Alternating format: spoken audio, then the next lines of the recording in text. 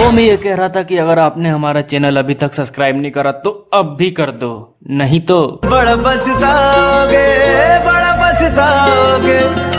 Presented by N. Kumar Gupta, Mahavir Chowk, Dehat.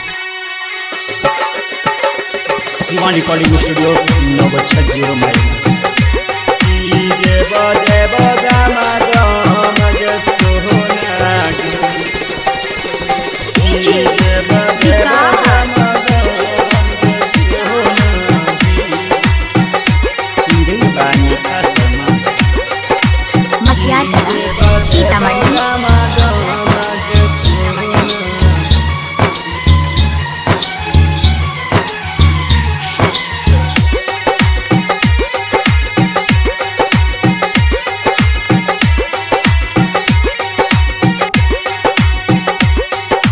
DJ बजे बोदामदम गे सोना, DJ बजे बोदामदम,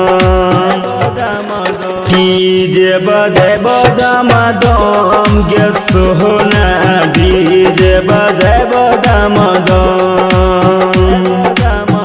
तोरा शादी में यही बगे हम, तोरा शादी में यही बगे हम,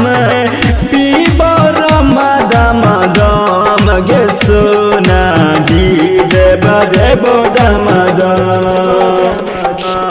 डीजे बजे बोदामदम गे सोना, डीजे बजे बोदामदम,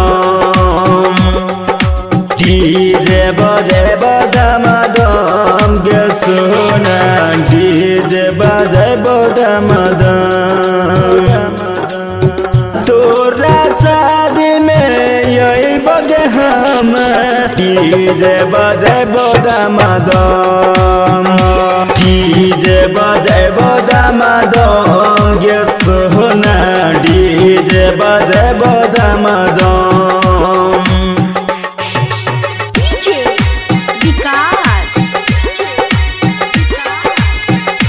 शिवान रिकॉर्डिंग स्टूडियो 960 माइल।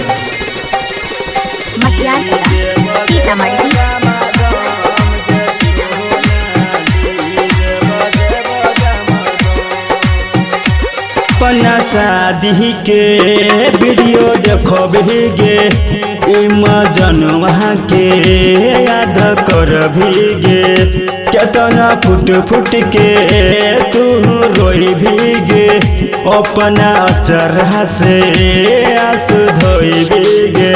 तोरा बिना कौन जीवो, तोरा बिना कौन जीवो, कम न भेले हमर गम गे सोना, डीजे बजे बोदामदम गे सोना, डीजे बजे बोदामदम।